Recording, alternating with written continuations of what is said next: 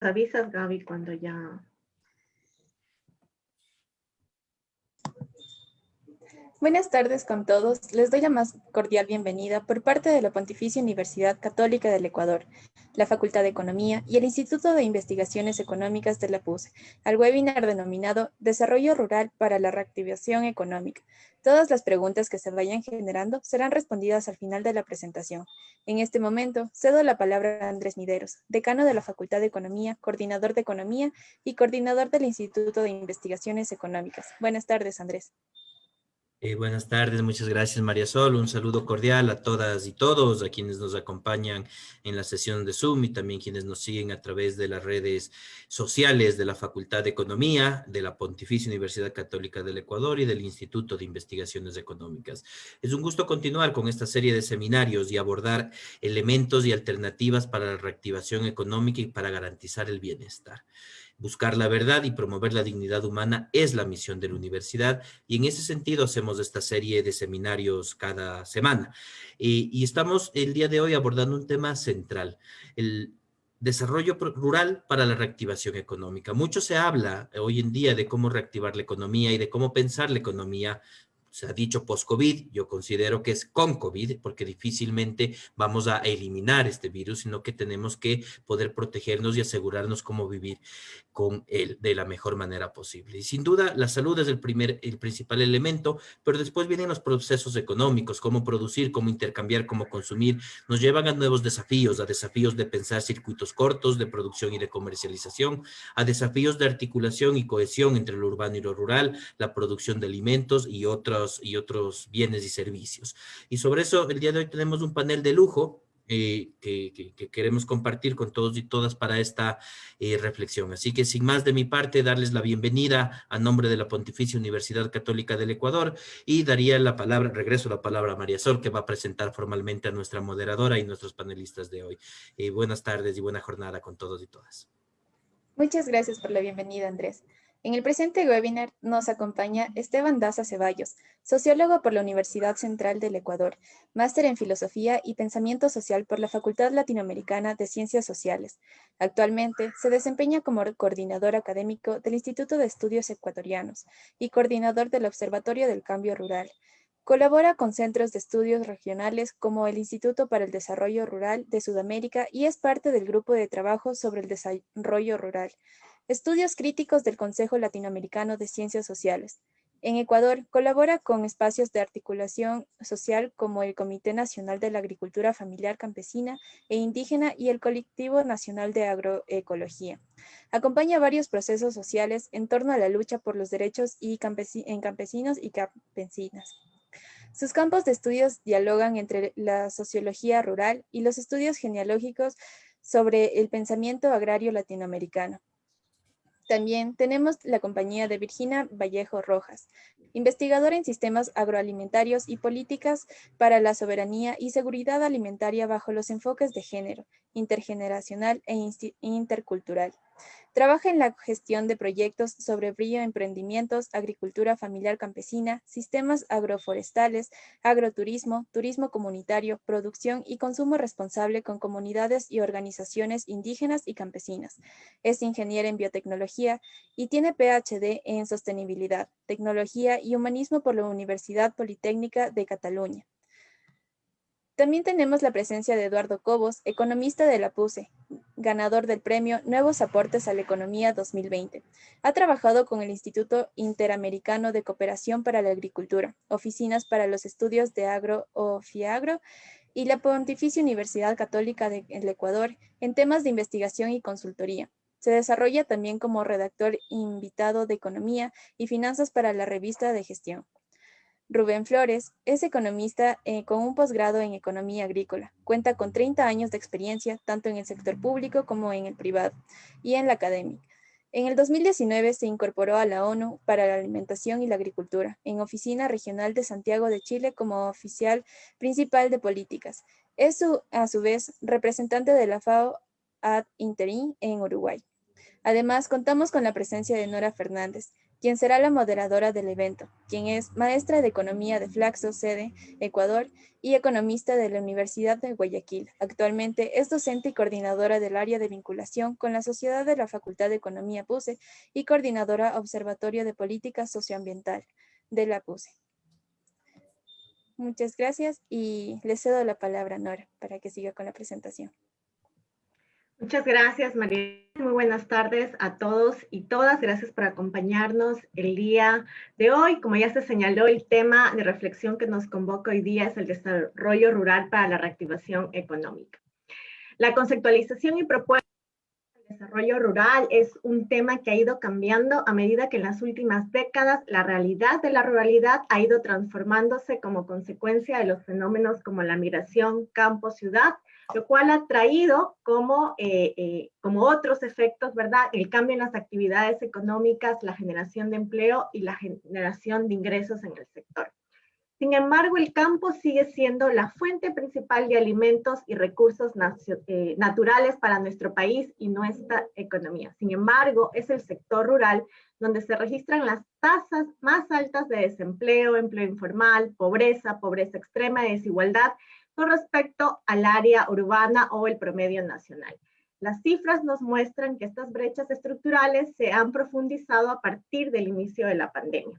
Hoy, en compañía de nuestros invitados, queremos reflexionar sobre los retos y alternativas para el desarrollo rural para superar los efectos de la pandemia en nuestra economía.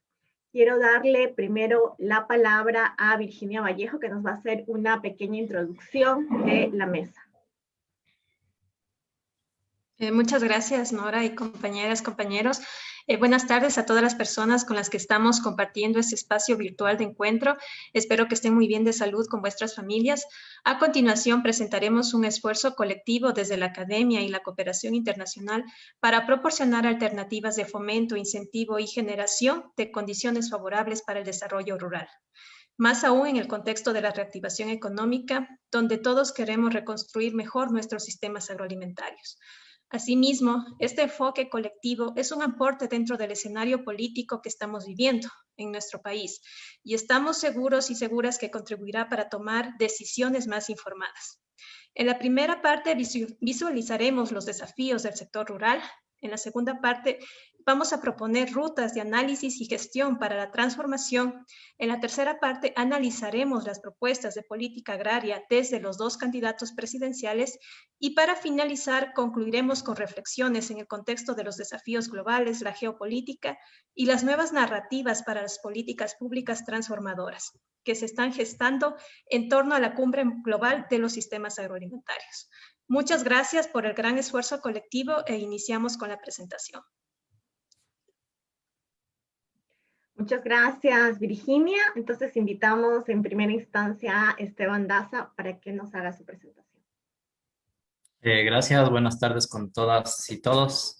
Les pido que me tomen el tiempo desde que arranco la presentación porque tenemos varias cosas ahí. Denme un segundito.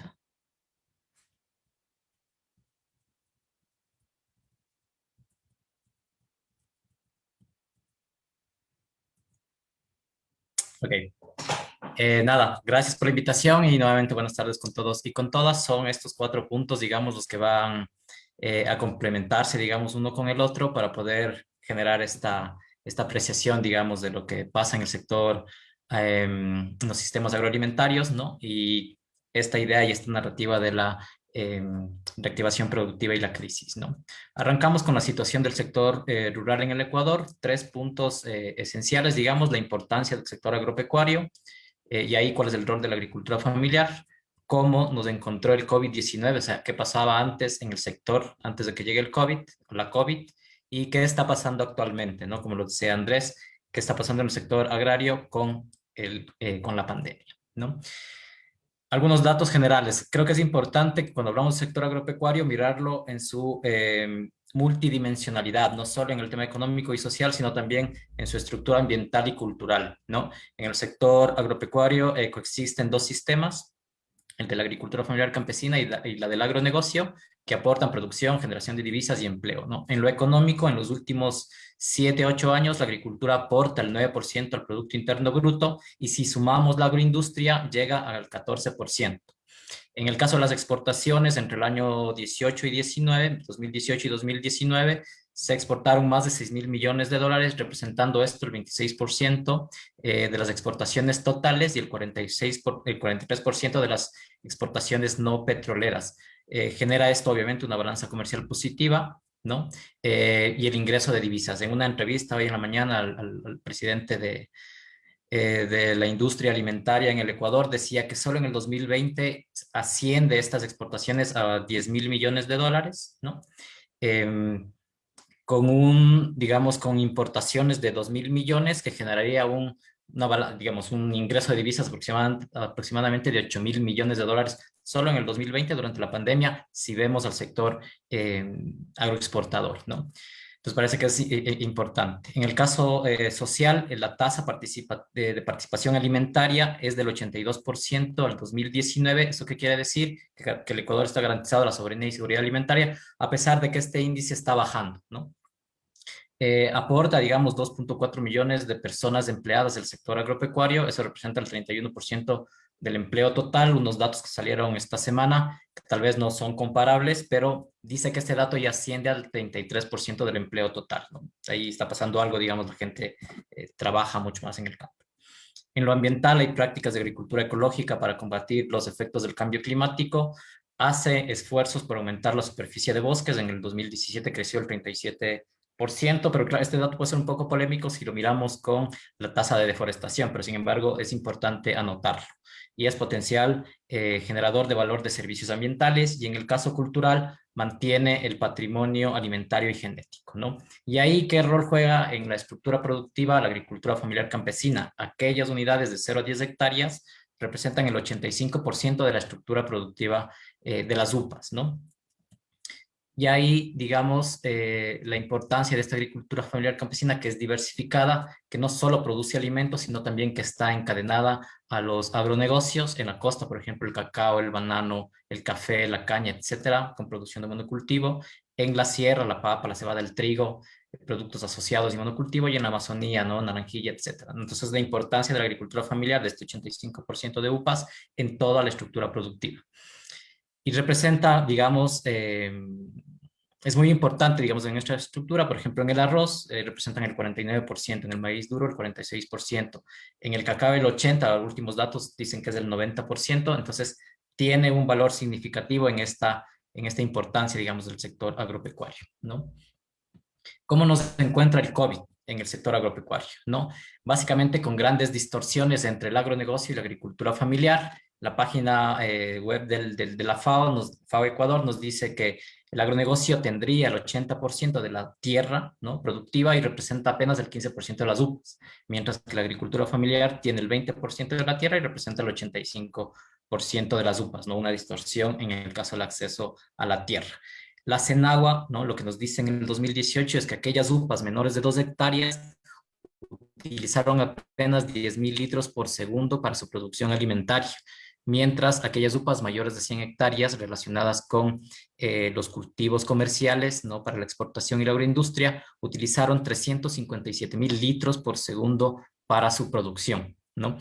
El cuadro que ustedes ven al ladito, junto, digamos, en la mano derecha de sus pantallas, muestra con datos de FAOSTAT cómo hay esta distorsión en el área cosechada de la producción alimentaria en el Ecuador. La línea naranja nos muestra aquellos productos, alimentos, digamos, comerciales del agronegocio, donde también está obviamente la producción de agricultura familiar, y la celeste lo que nos muestra es aquellos productos básicos alimentarios que va en descenso, ¿no? En el 2018 se genera una brecha, 1.9 millones de hectáreas están dedicadas a los cultivos comerciales, mientras que los alimentos básicos apenas ocupan 445.000 hectáreas, ¿no? Hay una brecha de 1.5 millones entre el uno y el otro, ¿no?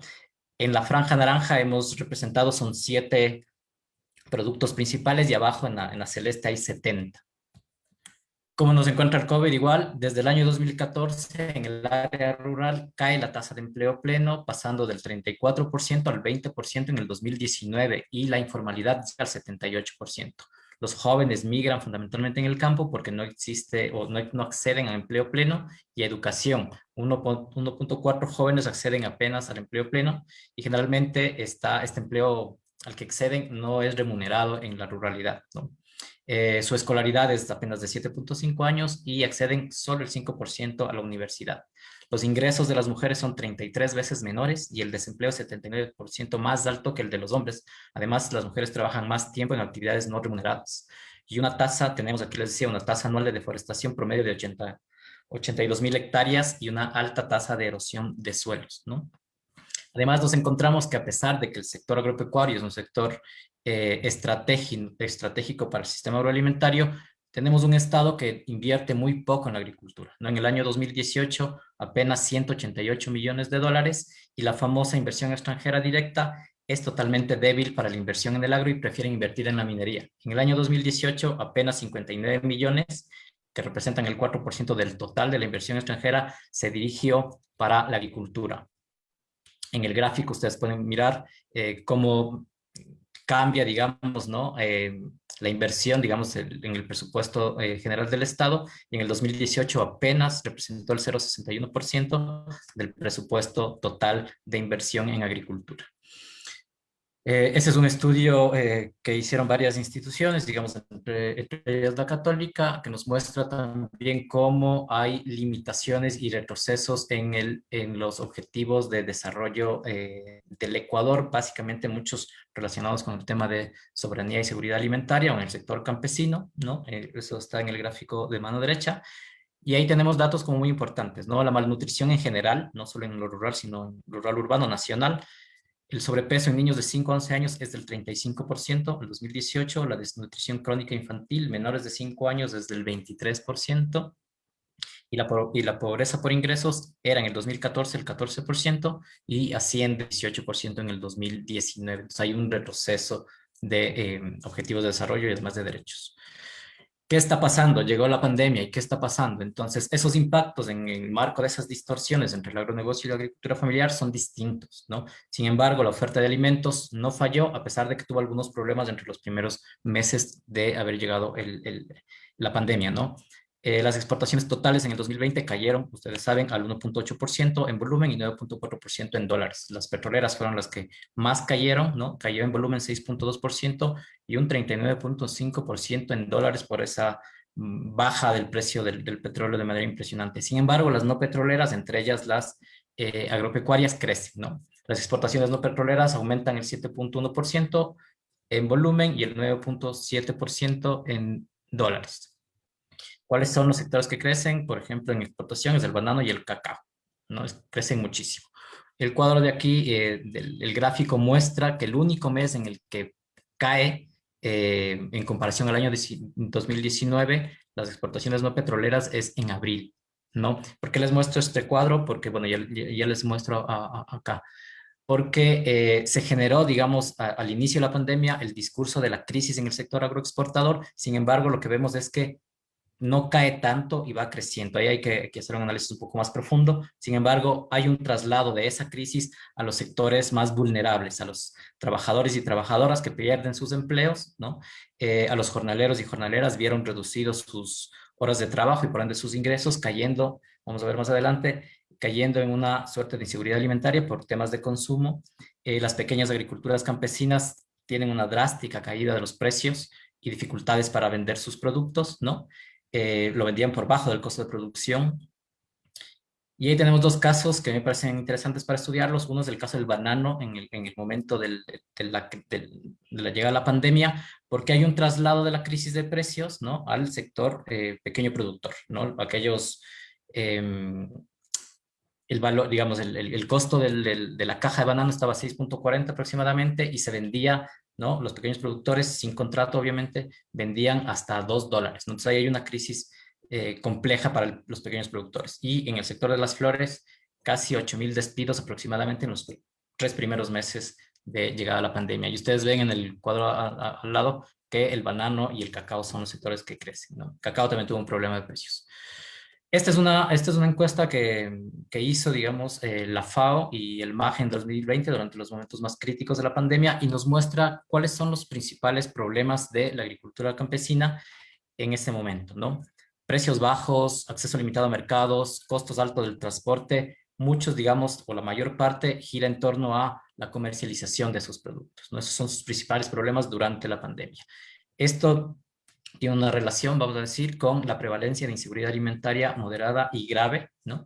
El cuadro de la mano derecha, ya voy más rápido, el 30% digamos, de los encuestados tuvo una inseguridad alimentaria moderada y grave, ¿no? Eso es complejo, sobre todo si hablamos de agricultura familiar campesina que produce alimentos. Y lo más complicado, y para analizarlo, es que la región de la costa sufrió mucho más la inseguridad alimentaria moderada y grave, que es el lugar del agronegocio, ¿no? Donde están los encadenamientos, ¿no? Entonces hay que echar mucho ojo ahí con el tema de la reactivación productiva y el encadenamiento. Con las mujeres, básicamente, lo que hubo es una sobreexplotación del trabajo, ¿no? Las tareas del cuidado se multiplicaron, cuidado de enfermos, preparación de los alimentos, cuidar a los niños. La virtualidad escolar también se convirtió en una tarea sumamente complicada, además con las limitaciones estructurales de la conectividad y el acceso, y no hay que dejar de mencionar los altos niveles de violencia de género en el campo. Finalmente, dos indicadores que nos muestran lo complejo del momento, digamos, durante la pandemia, es que la tasa del empleo pleno crece, ¿no? Perdón, baja, del 2019, que estaba en 20 puntos, cae al 17. Y la informalidad sube al 80%. Y uno de los datos más preocupantes es la pobreza por ingresos, que se eleva del 18 al 27%, casi 28%. Finalmente termino con esto, digamos, con este contexto problemático, digamos, creo que algunas pistas para el tema de reactivación que abordarán nuestros compañeros y compañeras posteriormente a esta presentación, es que hay una disputa, digamos, por aquellas narrativas de la crisis y la reactivación productiva. El sector del agronegocio propone que es importante para la reactivación productiva la competitividad y el aumento de la productividad, ¿no? Y para eso lo que quieren es aumentar o sea, los costos de producción para ellos es flexibilizar el trabajo. No miran tasas de interés y tampoco el tema de insumos, ¿no? Todo está en torno al trabajador, digamos, ¿no? Pero también aumento, digamos, de los acuerdos comerciales, ¿no? Que también es algo problemático. Y los sectores campesinos, digamos, tienen ideas, digamos, de la reactivación económica mucho más inmediatas. Los dos gráficos que ustedes ven en la parte derecha muestran las preocupaciones, ¿no? El tema de la producción, los contagios, la escasez de alimentos, son preocupaciones de los sectores campesinos y ellos solicitan, por ejemplo, digamos, ¿no? En el marco de esto, más de insumos, créditos flexibles, fortalecimiento de la comercialización, control de mercados, ¿no? Entonces, ¿cuáles son los contextos para la discusión de la reactivación productiva? Uno es la crisis global del modelo de desarrollo, ¿no? Ligado al sistema agroalimentario. En el Ecuador, por ejemplo, estamos frente al escenario electoral altamente demagógico, no hay, o sea, hay muchas ofertas, pero nada muy claro, ¿no? Hay un escenario legislativo, vamos a decir, lo hemos puesto entre pregunta, con la posibilidad, sí o no, de una agenda de transformación para la agricultura familiar campesina por esta composición que tiene la Asamblea actualmente. Y está la implementación del diseño de las Naciones Unidas de la agricultura familiar, donde habría una tensión o una disputa por la construcción, digamos, de cómo se va a implementar el diseño en los próximos años, ¿no? En el país. Ideas para la reactivación. La gente solicita plan de vacunación inmediata, fortalecimiento de canales de comercialización, acceso a crédito blando e insumos. Los más, digamos, las demandas más estructurales estarían en una transformación del sistema agroalimentario plurinacional e intercultural, eso le dice la Minga por la Vida, ¿no? Y muchos sectores campesinos, la redistribución de los trabajos del cuidado desde la economía feminista y una política pública diferenciada, ¿no? Son como algunas ideas generales. Con eso yo voy a terminar y doy el paso a mi compañera Virginia.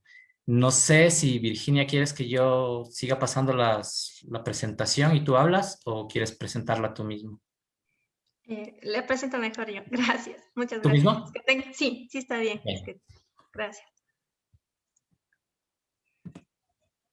Gracias entonces de mi parte. Muchísimas gracias, Esteban, sobre todo por ser bastante riguroso con el uso del tiempo y por la claridad de tu exposición. Creo que nos has dejado muy claro el contexto, ¿verdad?, ante el cual nos estamos enfrentando para hacer estas propuestas de alternativas y análisis de lo que pasa con las políticas públicas en torno al desarrollo rural para la reactivación. Con esto voy a invitar a Virginia Vallejo de la FAO que nos acompañe con su presentación. Muchas gracias, Nora. Bueno, sí, ya también puse el tiempo. Nuevamente, buenas tardes a todos, con las personas que estamos compartiendo este espacio virtual.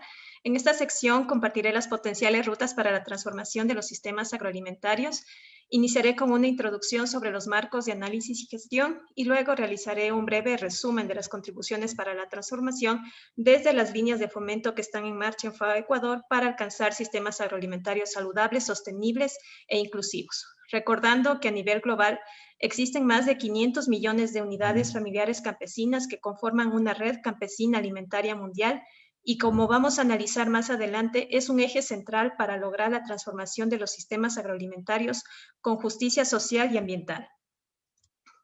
En la primera sección, Esteban ya nos visibilizó y analizó cuál es la situación del sector rural, así como los desafíos a los cuales nos enfrentamos como sociedad en las dimensiones económica, social, ambiental y de la salud, dimensiones que están relacionadas con el funcionamiento de los sistemas agroalimentarios.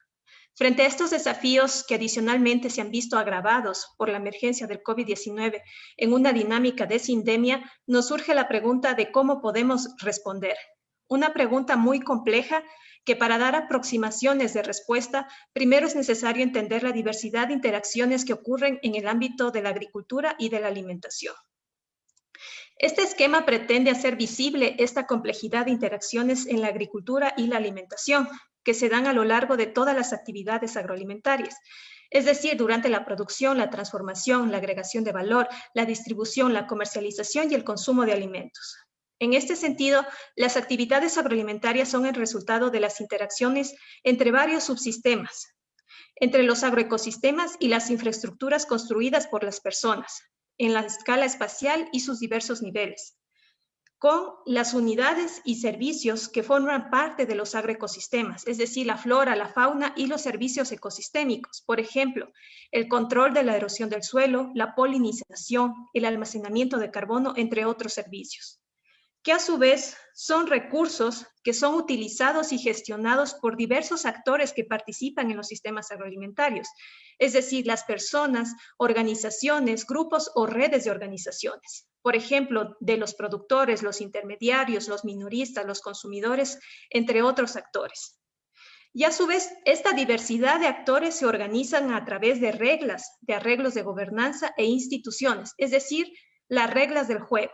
Por ejemplo, normativas fitosanitarias, estándares y certificaciones, acuerdos comerciales, sistemas participativos de garantía, entre otras reglas que pueden ser de carácter formal o informal.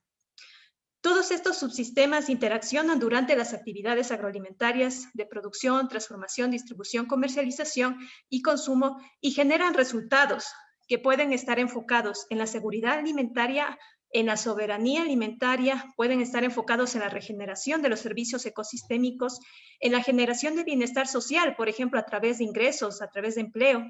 Y algo muy importante, estos resultados producto de las interacciones de los sistemas agroalimentarios pueden afectar y convertirse en externalidades, las cuales pueden ser no deseables, como son las afectaciones de los sistemas agroalimentarios industriales sobre la regeneración de los servicios ecosistémicos, sobre la salud de las personas y sobre el incremento de la desigualdad.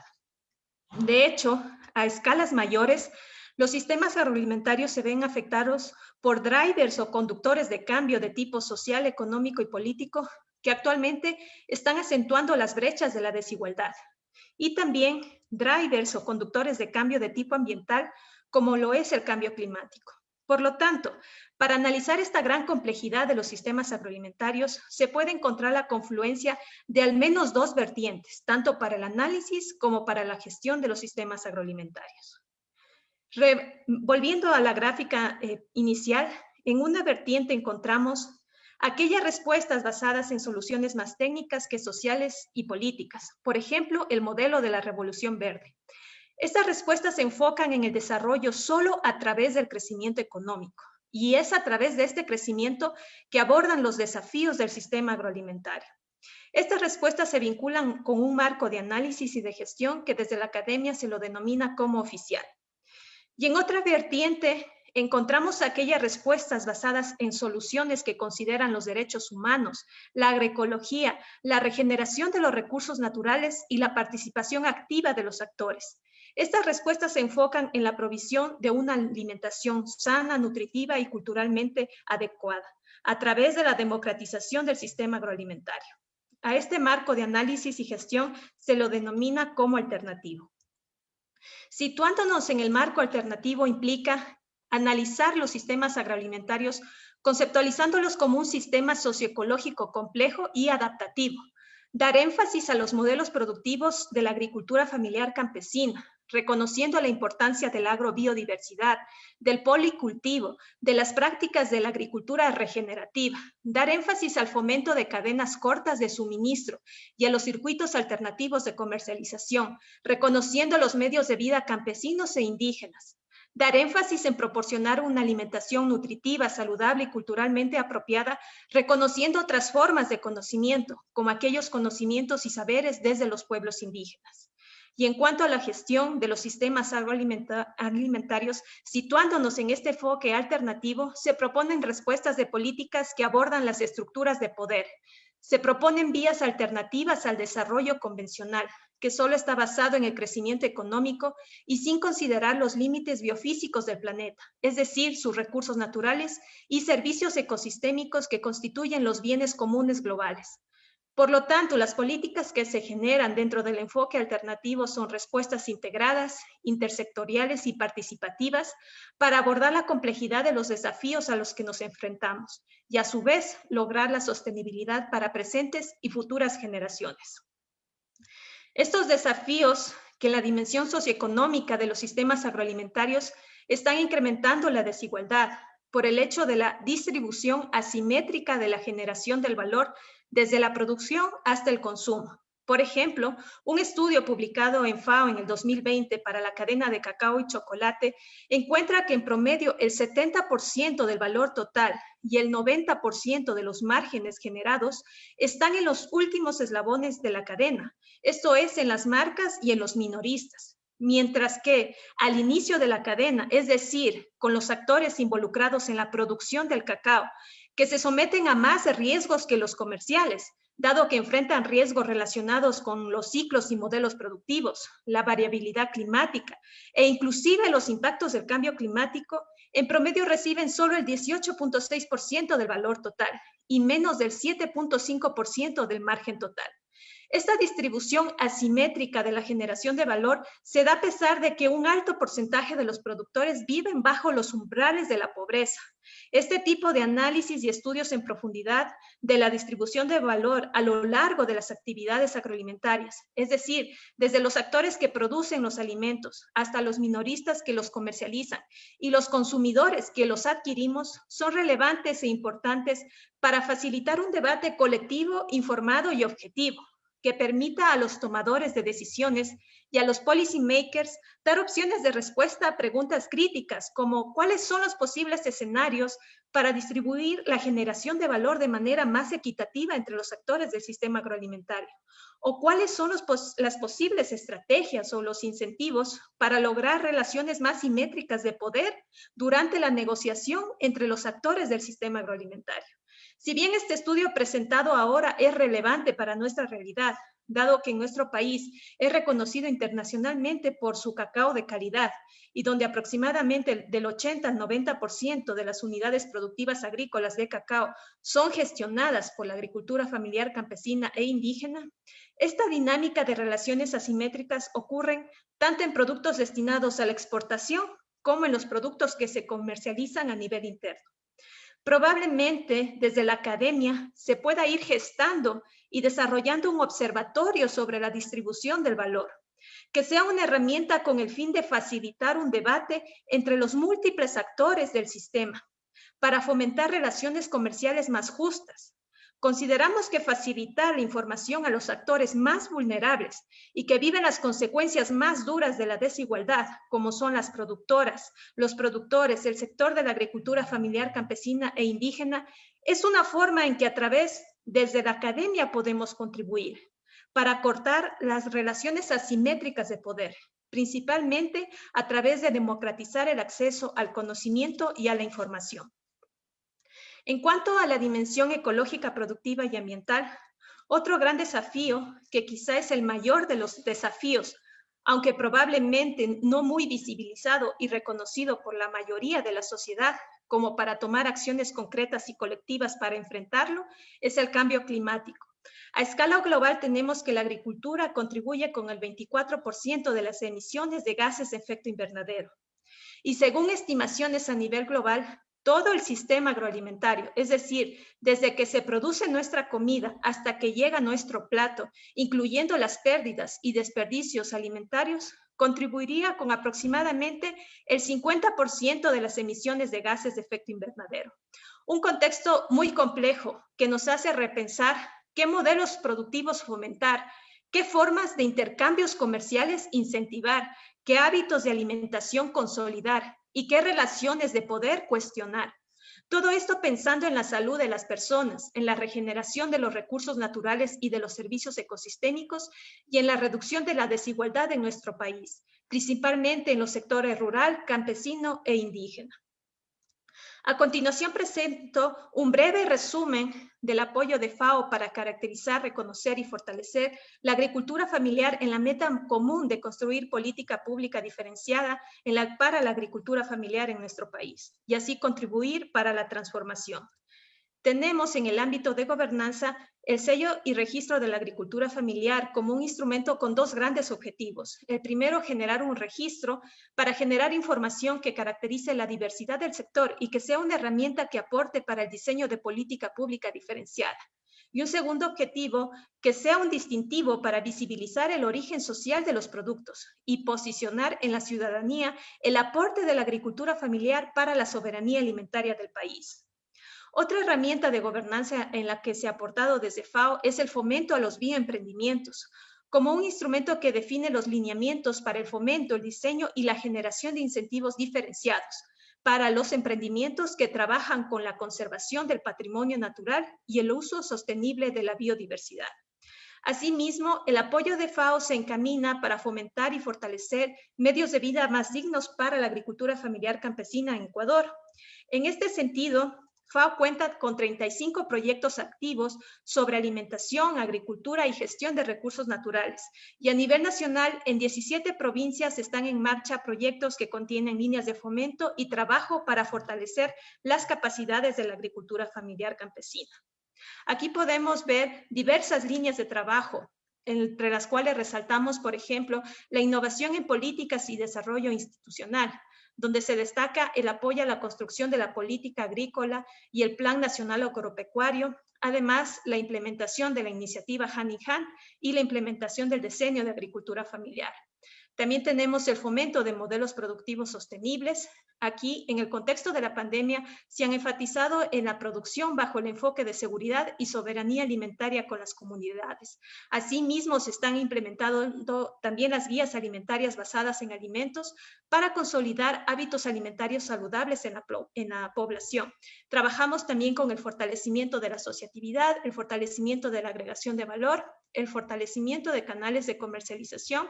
Aquí en el contexto de la pandemia se ha contribuido para fortalecer actividades de acopio, distribución y comercialización bajo los protocolos de bioseguridad, asimismo con mecanismos, plataformas digitales para fortalecer la comercialización asociativa. Todo esto bajo el enfoque de fortalecer relaciones comerciales más directas, simétricas y justas entre la producción y el consumo de alimentos.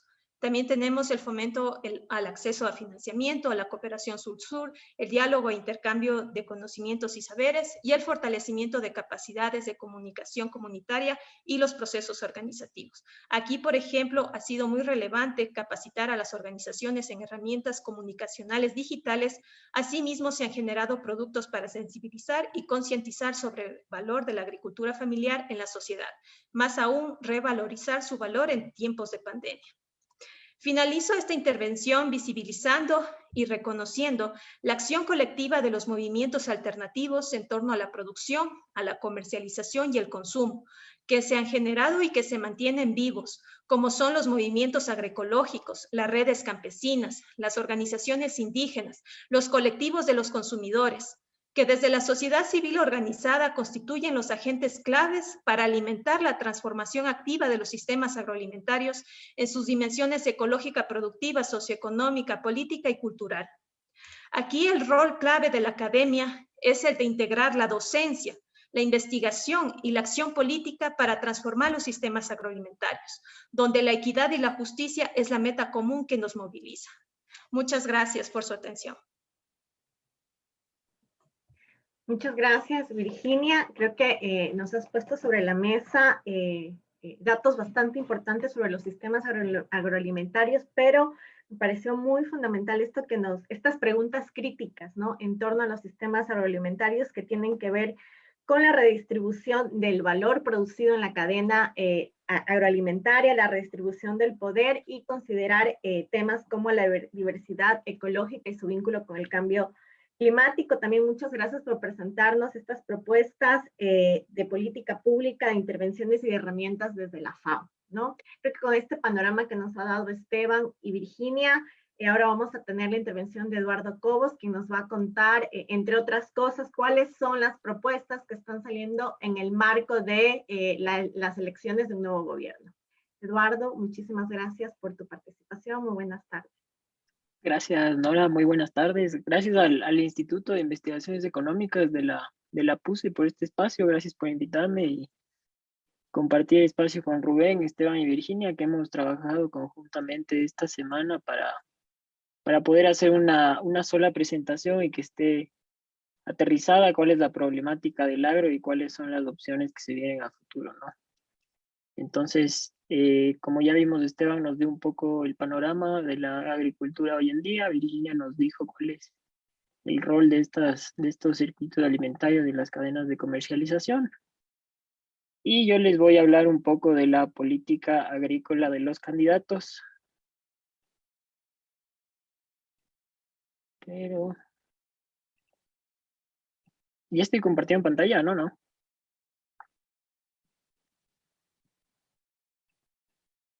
Ahí sí. Ya, ahí. Ya, gracias. Ahí sí. Entonces les voy a hablar de la política agrícola de los candidatos.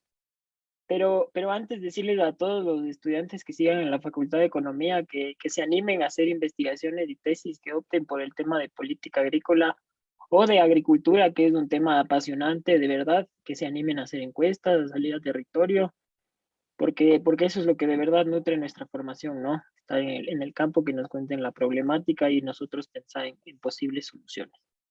Entonces yo les voy a hablar como cuáles son los temas que abarca la política pública, cuándo es una política agrícola sostenible y cuáles son las propuestas de política agrícola de los candidatos a presidentes de este 11 de abril que se viene.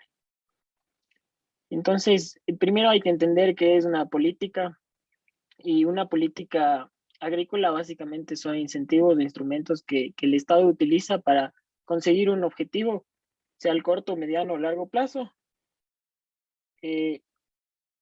Este objetivo puede mantener distintas metas, ¿no? Un gobierno puede dedicarse al fomento de las exportaciones o puede dedicarse a mejorar la seguridad alimentaria o buscar un incremento de la productividad.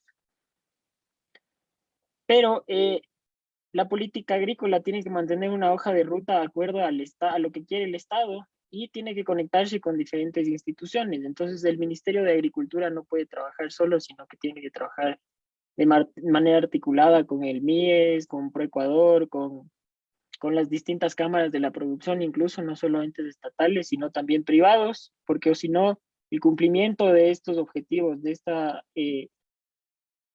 estos objetivos de política pública se convierten imposibles.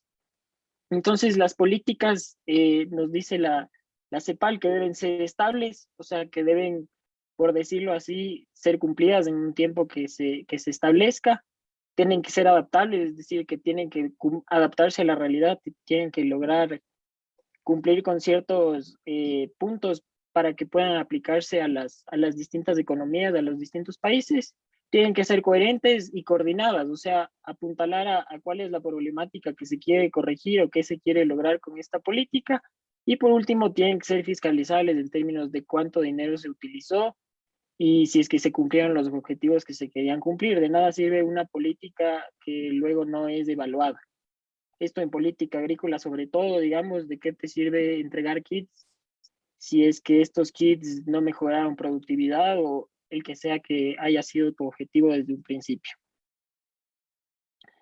De acuerdo a la FAO, estas políticas agrícolas son sostenibles cuando son diferenciadas y se consolidan en estos 5 esfuerzos que marco aquí en la presentación. Tienen que ser sostenibles de manera económica, generar beneficios para las personas que residen en los sectores rurales, tienen que ser sostenibles socialmente, o sea, también mejorar la calidad de vida de estas personas, no solo mejorar los ingresos, tienen que ser sostenibles fiscalmente hablando, o sea, que las fuentes de financiamiento sean identificadas y aseguradas, o sea, cómo vas a financiar los proyectos, quién va a financiar, durante cuánto tiempo van a financiar y cómo van a financiar.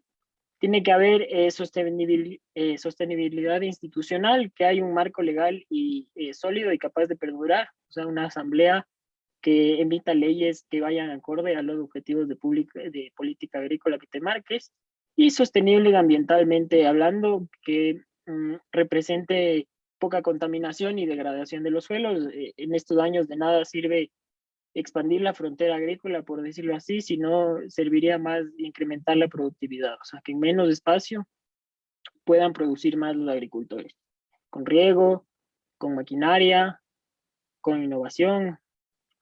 Existen muchos métodos. Ahora, toda esta política agrícola se construye de políticas fiscales, monetarias, cambiarias y comerciales. Entonces tú tienes que existe una demanda agroalimentaria interna dentro de tu país y a nivel mundial que tiene que ser atendida. Aquí entra lo que decía Esteban, por ejemplo, los productos exportables en el Ecuador son los que utilizan una mayor superficie y mantienen unas haciendas más grandes, mientras que las unidades de agricultura familiar campesina se dedican a esta demanda interna, ¿no? A alimentar los hogares ecuatorianos. Y por otro lado está la oferta agroalimentaria, que son todas estas políticas que van relacionadas a los incentivos hacia el sector, a los precios y a la disponibilidad de la producción de los insumos, o sea que los agricultores realmente puedan acceder a los insumos necesarios para producir, que tengan maquinaria, crédito, acceso barato. Y finalmente existe una provisión de bienes públicos, de servicios de infraestructura, o sea, el campo finalmente tiene que estar conectado con las ciudades, con buena infraestructura, buenas carreteras, para que lleguen estos alimentos, ¿no? Entonces aquí ya voy a empezar un poco con las propuestas de los candidatos, y yo les quería decir que no trato de cambiar a nadie su votante, ¿no? Pero creo que parte de la democracia es tener un voto consciente y responsable, conociendo cuál es la política pública, en este caso la política agrícola, que no deja de ser importante y que muchas veces es olvidada por los candidatos. Entonces, estas cifras que les voy a presentar aquí solo las extraje de los planes de gobierno de cada candidato, no altere ninguna cifra, no nada, entonces es lo que ellos presentan. Entonces, las propuestas de Andrés Arauz para la mejora agrícola es el Plan para la Ruralidad del Futuro. Este se sostiene de un trabajo rural digno, hace énfasis en la agricultura familiar campesina, fomenta el turismo rural, propone una producción agroecológica sana y de calidad, o sea, sin tantos insumos químicos, propone también una agroindustrialización paralela a la agricultura familiar y campesino y un incremento de las exportaciones.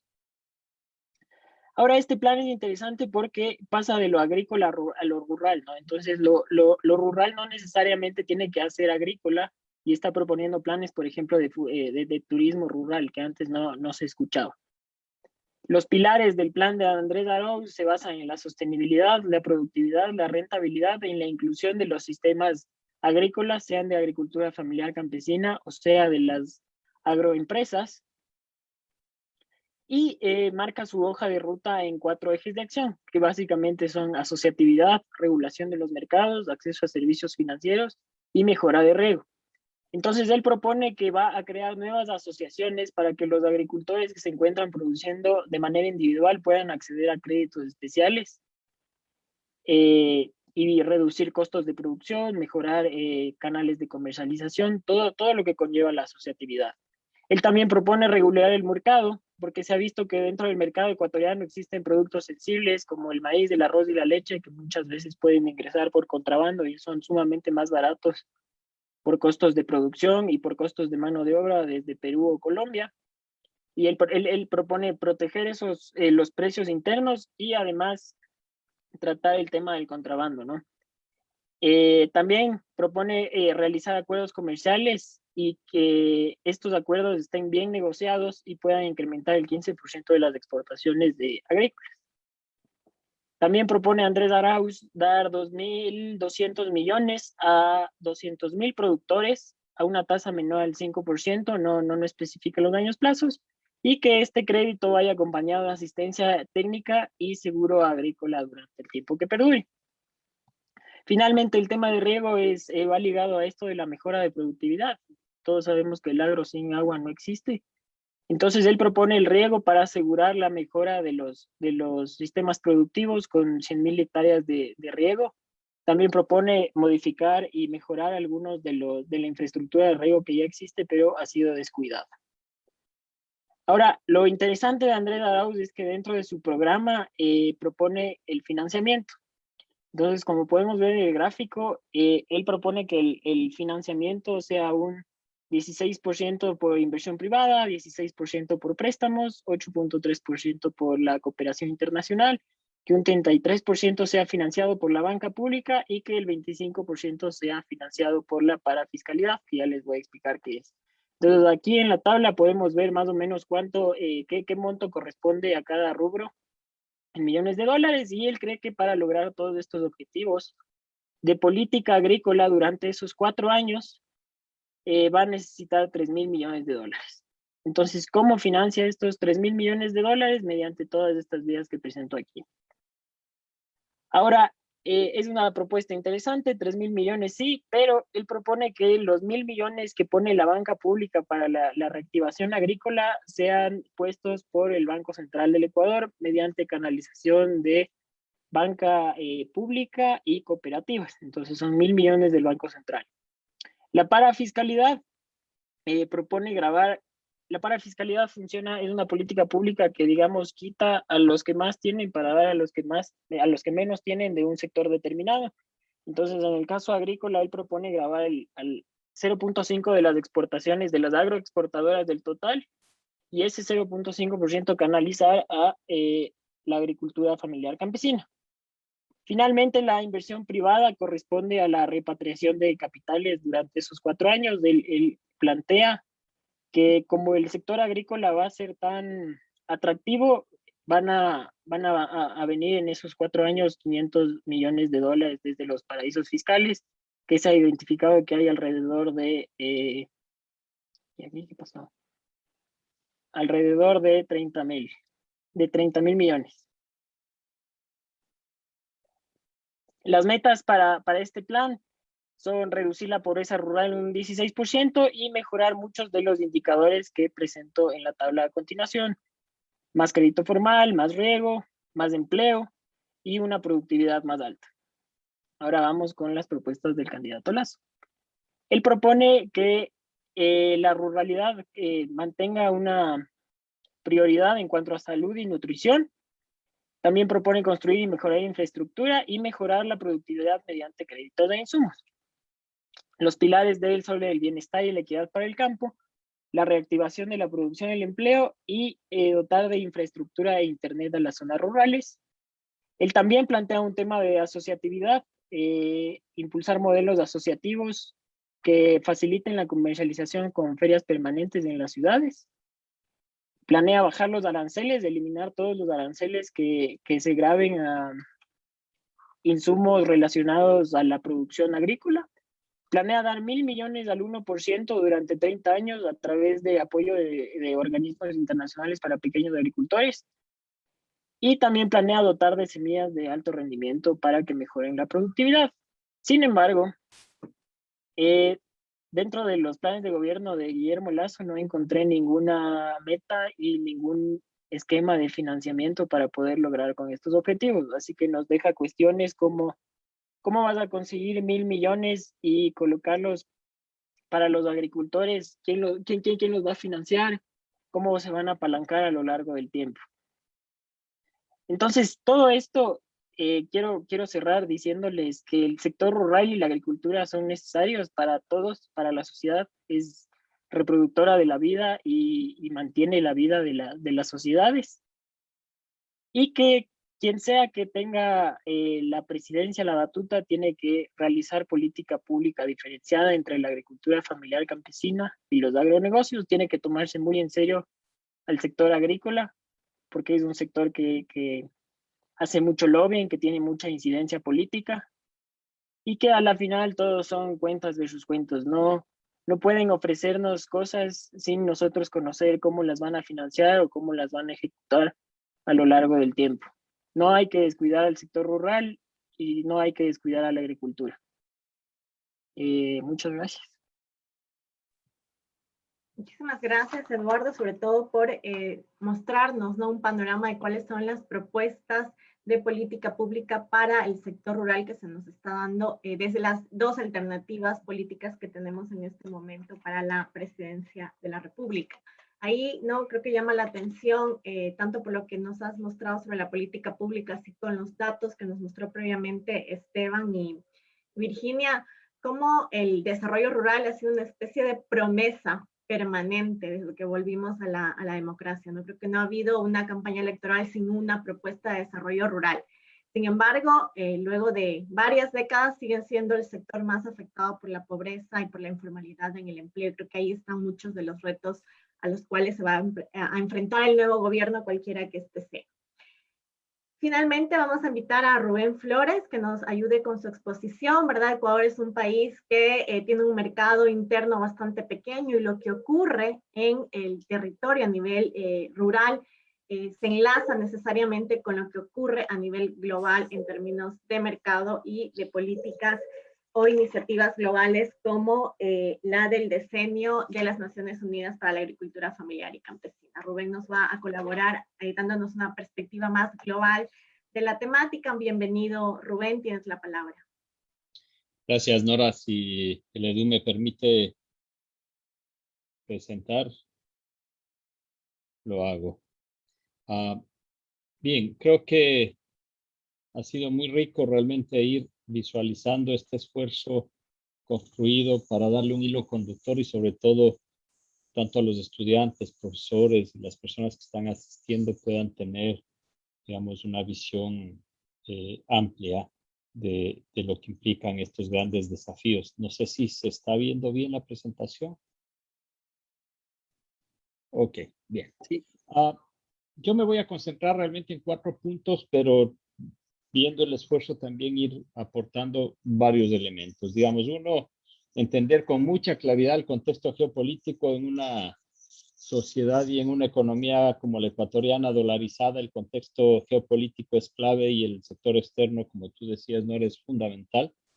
Segundo, entender que estamos en una etapa que si hay algo que queda marcado, que Esteban lo presentó con relación a los impactos de la pandemia, es que finalmente esto nace de una relación nada adecuada. Fuimos hacia los límites entre la relación del ser humano, el reino animal y el reino vegetal, que claramente lo ponía Virginia en los sistemas de producción, ¿no es cierto? ¿Cómo se debe garantizar una relación adecuada? Pues nosotros rompimos los límites y desde esa perspectiva, digamos, lo que estamos viviendo hoy día, que es toda esa zoonosis, es parte de ese proceso. Y no será ni la primera, ni la quinta, ni la última de estos elementos. Creo que esto nos pone en alerta de una serie de elementos que van a venir adelante y si no nos cuidamos y si no cambiamos esta relación, va a ser muy difícil. Entonces, esto hace que, en realidad, algo que se venía viendo, que era el modelo económico vigente durante los últimos 35, 40 años, estaba dando señales de agotamiento. Creo que con la pandemia quedaron clarísimas, manifiestas de esas señales y hay una necesidad de una nueva narrativa y a eso me voy a dedicar. Y esa nueva narrativa tiene que ver con lo que ya Virginia planteó sobre los sistemas alimentarios y la necesaria transformación que se requiere de esos sistemas alimentarios. Y esos son desafíos para la pequeña agricultura como para el agronegocio. Es decir, no es solo un desafío, digamos, lírico, ¿no? Y finalmente a eso responde esta gran convocatoria a la cumbre global de Naciones Unidas para este año con relación al tema de los sistemas alimentarios. Entonces, estamos realmente en una etapa en donde se está viviendo una narrativa y una construcción de una narrativa distinta. Dos elementos que son claves en este ejercicio es entonces entender el contexto geopolítico. Creo que no es menor lo que les acabé de decir. Segundo, en ese escenario de estos 35, 40 años, hay un resquebrajamiento de todo el escenario multilateral, y la estocada final es el tema de la OMC en diciembre del año 2019, cuando Estados Unidos decide no nombrar y no enviar candidatos para el panel de solución de controversias, con lo cual le deja a una pata fundamental del comercio exterior y de las reglas multilaterales rota. Me parece que es fundamental entender que siempre funcionó un acuerdo bajo la mesa que nunca se formalizó entre Estados Unidos y China, y ese acuerdo comienza a fallar, y comienza a fallar desde el lado de las inversiones y desde el lado de las estrategias justamente alimentarias. Los países, digamos, de Asia fortalecen la relación con China y se genera un mayor dinamismo. Ahí está toda una cuestión agresiva de China con la ruta de la seda. La Unión Europea consolida, como siempre ha consolidado, una cuestión robusta de narrativa. Ya lo hizo con la multifuncionalidad de la agricultura para justificar los subsidios, y ahora está creando una narrativa verde y una narrativa desde la granja a la mesa que consolida realmente un esfuerzo, entre comillas, de garantizar una protección a la agricultura europea, pero que además exige una sostenibilidad de los abastecedores a Europa en términos de productos saludables e inocuos, ¿no? Entonces, eso es parte de lo que hay que entender. Los tratados de libre comercio y mega acuerdos finalmente están ahí, están latentes, pero en observación, porque finalmente hay un comportamiento del comercio exterior que, a pesar de que se han firmado tantos acuerdos bilaterales, TLCs, el crecimiento del comercio exterior no ha sido significativo. Una clara caída de los precios de los commodities energéticos y mineros en un contexto como elemento fundamental y principio de la recesión, pero sobre todo hoy día, en estos últimos 7 meses, podemos advertir alguna irrupción ya bien clara sobre los precios de alimentos básicos hacia arriba. Recuerden que esto pasó por allá por el 2008. Esto provocó una inflación mundial bien seria, y finalmente me parece que los agricultores no pudieron capturar la oportunidad de precios altos, y ese es otro elemento que hay que considerar desde la perspectiva de la política agrícola. Fundamental entender que en este proceso de recesión económica que estamos viviendo, hemos perdido cerca de 10, 15 años de crecimiento y 30 años de tareas, por ejemplo, en el tema del caminar y recuperar la pobreza. Pero finalmente esa recesión también ha implicado, para garantizar espacios en el comercio internacional, una guerra de devaluaciones, debilitando las monedas nacionales y consolidando las exportaciones, digamos, en términos más competitivos. Y finalmente, increíble, pero el único sector que es resiliente en el contexto de lo que pasó con la pandemia en el año 2020, el único sector que crece en términos de exportaciones es el sector agrícola. Todos los demás decrecen. Entonces, el sector agrícola y las exportaciones de productos alimentarios fueron realmente absolutamente resilientes, y si algo funcionó del modelo que está en agotamiento y en cuestionamiento, son esa logística de esos sistemas. Pero me parece que hoy por hoy, después de ver todo esto, ponemos la alerta clara en la reprimarización y en la concentración del manejo de los recursos naturales. Entonces, digamos, este es el contexto. Yo quería, a través de este esfuerzo, sencillamente y gráficamente presentarles cómo va el tema de la estructura de cómo se van conformando los mercados, pero finalmente ustedes tienen ahí el comportamiento geopolítico de China con su poder, un esfuerzo pragmático en la realidad de garantizar el poder de mercado a través de manejar los stocks. 40% de los stocks los controla China desde la perspectiva de garantizar su estrategia de seguridad alimentaria a su pueblo. Ya dije lo de la Unión Europea, pero me parece que por el otro lado Estados Unidos está defendiendo también mucho los intereses de todo ese proceso del agronegocio con alimentos ultraprocesados que finalmente instalan una pandemia mucho más grave, pero que va caminando lento y a paso firme, que es el problema que está viviendo América Latina con la obesidad y que ya lo presentó Esteban en el caso del Ecuador, pero América Latina realmente tiene un problema. La pregunta es, ¿y cuál es la posición de América Latina siendo el principal abastecedor de alimentos a nivel global? Y la preocupación es que realmente la posición de América Latina es bastante débil o no existe, apenas se está construyendo algunos esfuerzos. Con estos elementos nos queda claro, y esto no hay que ponerlo en duda, nos queda súper claro que al 2030 no se lograrán los ODS, ¿sí? Y que eso implica, para poder lograrlo, y no al 2030, ir de la mano con la transformación de los sistemas alimentarios. Y esto será imposible si no se considera esta heterogeneidad que ya han planteado los compañeros, de esa riqueza de esa agricultura familiar campesina, de esa riqueza de la participación de las mujeres en el campo, de esa riqueza de los pueblos indígenas en términos del cuidado de los bosques y territorios. Y finalmente me parece que sobre esa base se requiere un inédito esfuerzo de transformación y por eso la necesidad para que se entienda de la discusión de la narrativa. Este es un documento que acabó de sacar la semana pasada el Banco Mundial. Si hay interesados deben leerlo, ¿sí?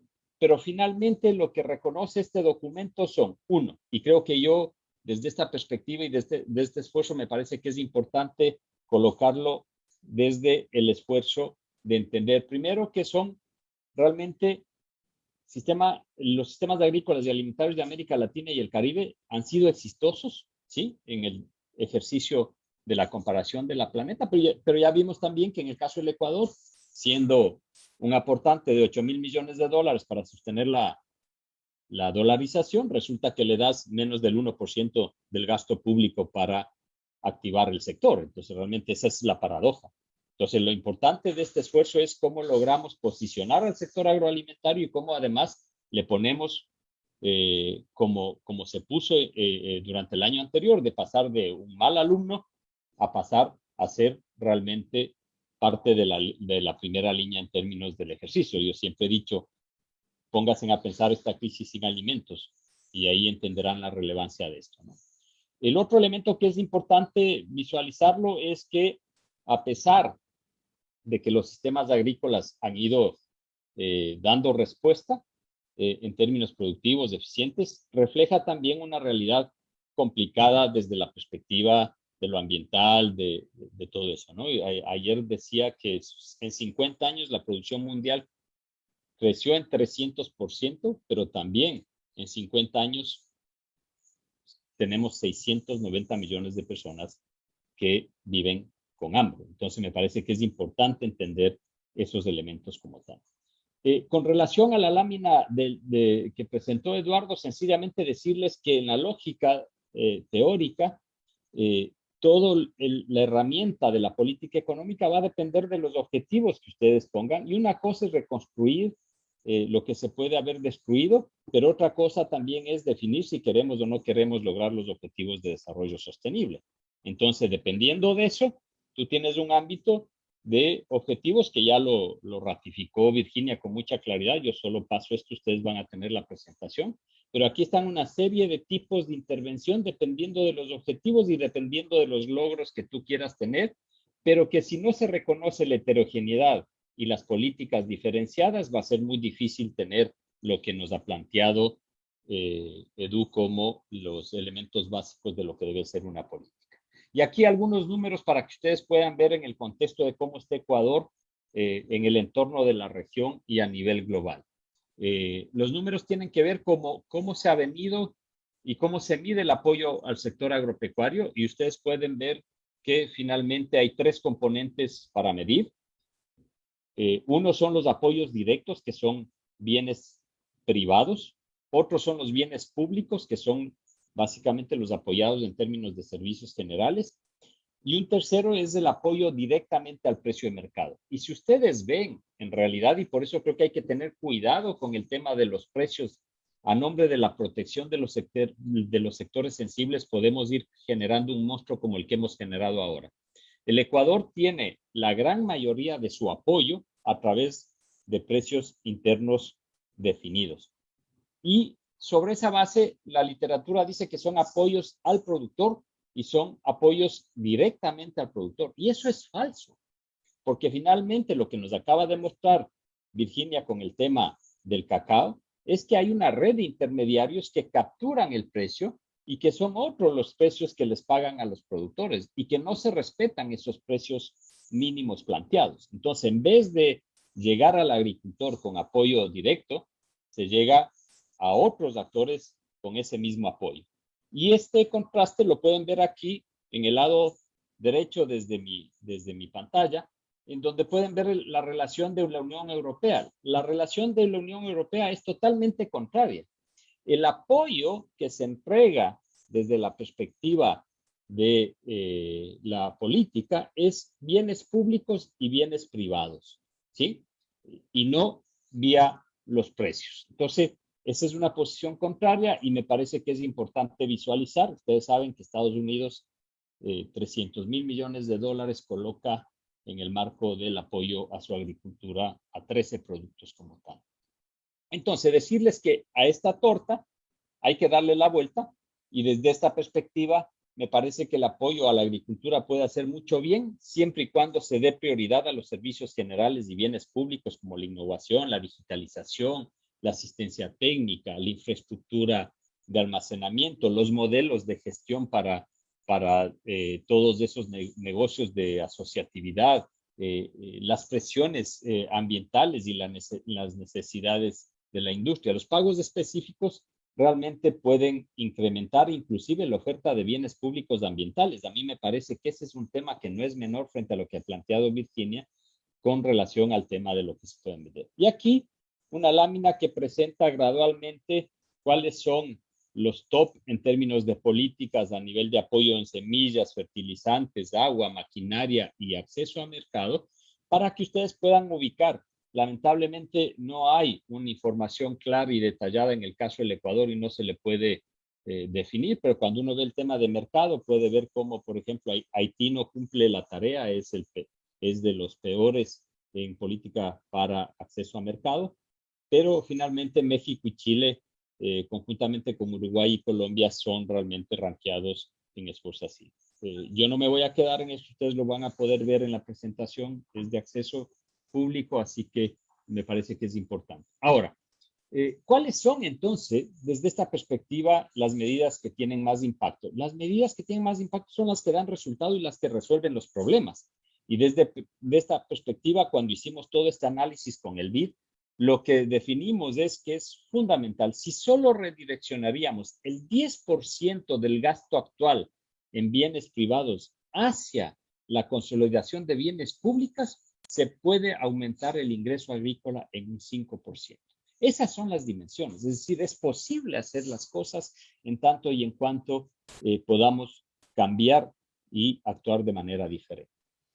Un elemento de advertencia que queremos también plantear es que en este escenario, cuando ustedes ven el ejercicio de cómo ha ido la inversión privada y la asociatividad de empresas grandes y de corporaciones, nosotros comemos 10 elementos que nos definen 14 empresas en términos de la dieta básica, ¿no es cierto?, a nivel global. Entonces, ustedes pueden ver cómo el sector privado y la corporación está invirtiendo en tierras, ahí está el capital y la inversión a nivel extranjero en rojo y en amarillo local. Están invirtiendo en insumos, y aquí un contexto más, cuando Esteban habla del 14% de la agricultura ampliada, si le sumas la industria química, si le sumas toda la industria de alimentación, seguramente, Esteban, llegarás a un 35 o 40% del PIB en términos del Ecuador. Esos son algunos cálculos que se están haciendo para poder demostrar todo este enfoque de agricultura ampliada. Miren quién está controlando el almacenamiento, la logística en términos del ejercicio de la inversión. El 93% viene de fuera.